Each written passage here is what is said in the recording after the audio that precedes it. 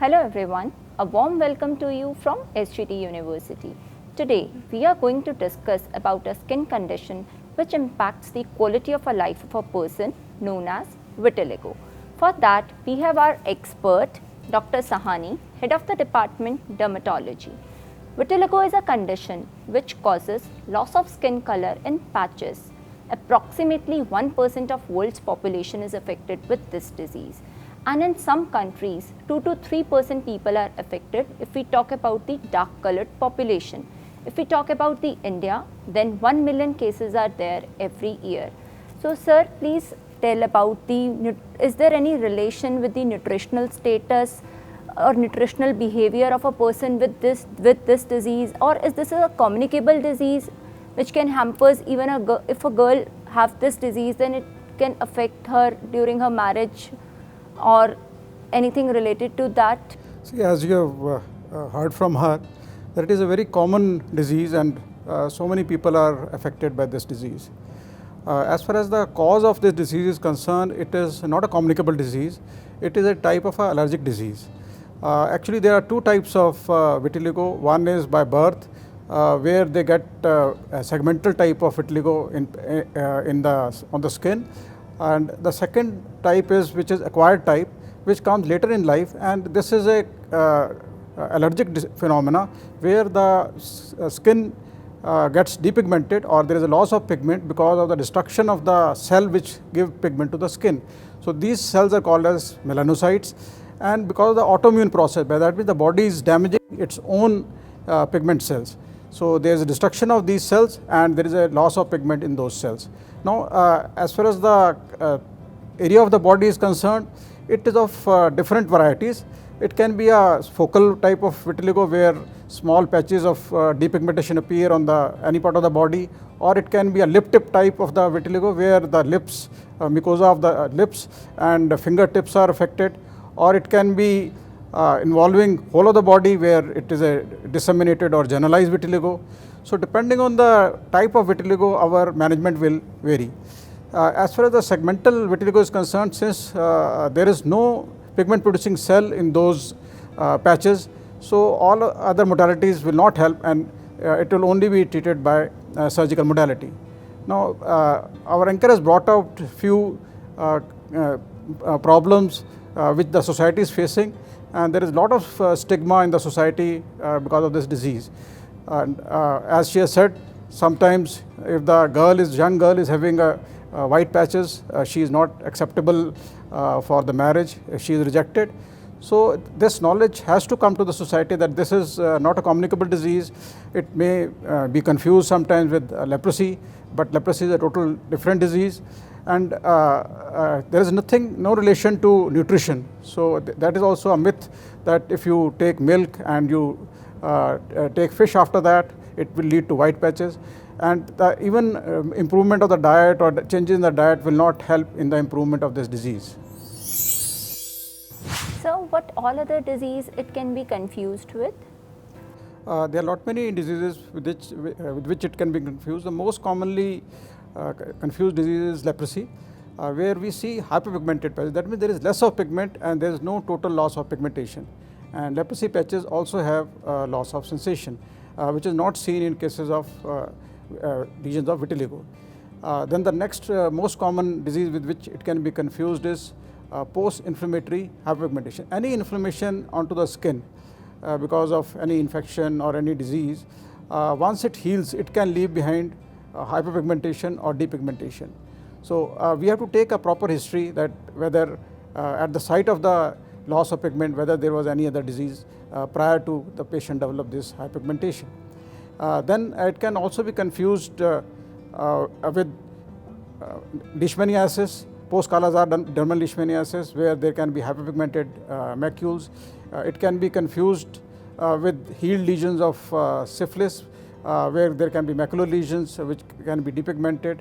Then it can be also be confused with chemical leukoderma. Now, the difference between vitiligo and leukoderma is that leukoderma is a secondary disease and it is not an autoimmune disease. In chemical leukoderma, especially in the rubber industry where we use decolorizing agents or coloring agents for making the rubber. If the rubber is not properly treated and there is excess of these chemicals in the rubber, once a person uses those rubber sleepers or rubber chappals, they may get hyperpigmentation along the straps or on the soles of the feet. Sometimes the adhesive used for bindis can also give rise to depigmentation in that area.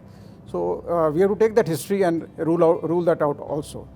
Then lesions of pityriasis versicolor, which is a fungal infection of the skin, where bilaterally symmetrical hyperpigmented lesions can be seen over shoulders, back and chest, which may be confused with the earliest lesions of vitiligo.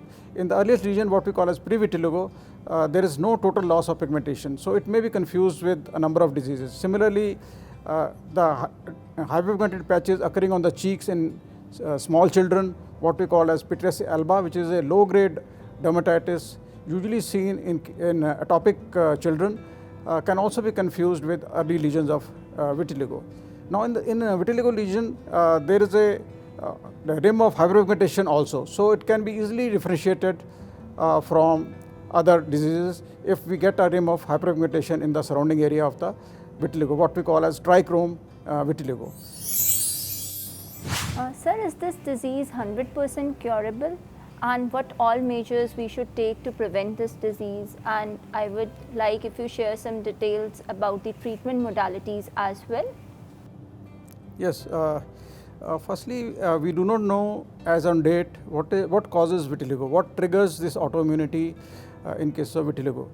But some studies have been carried out even by us that possibly it is a trigger is a genitourinary infection or some infection somewhere where there is a similarity between the organism and the cells, and whatever immunity is produced to kill that bacteria, it cross reacts with own tissue. And we have carried out certain studies where it is possible that chlamydia trachomatis infection giving rise to genitourinary infection in males and females may be one of the triggers which causes this disease. So in that case, the first and foremost is that we must investigate all the patients for these infections and remove all the infections and treat infections. It is not only important to treat the patient if he or she is having genitourinary infection, it is also important to treat the partner, sexual partner, because they are transmissible organisms, and once we treat the patient and not treat the sexual partner, again he will get reinfected, and again it acts as a trigger for autoimmunity. As far as cure is concerned, yes, it can be cured 100%, but all the patients do not respond similarly. So we require various modalities of treatment for various age groups.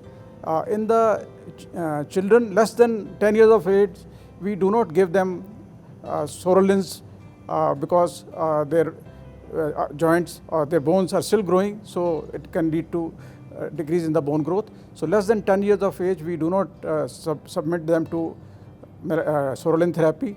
But in adults, the drug of choice for repigmentation are psoralens. If there are focal lesions, small lesions, then we can give topical psoralens in the form of lotions, and it has to be applied onto the patch, depigmented patch, and after half an hour, once it is absorbed into the skin, then it is exposed to either sunlight for 3 minutes, or we can expose it to ultraviolet A radiations. We also have another modality which can also be used in children, what we call as narrowband UVB therapy. Narrowband UVB therapy can be given all across the ages, and this also causes depigmentation of the depigmented patches.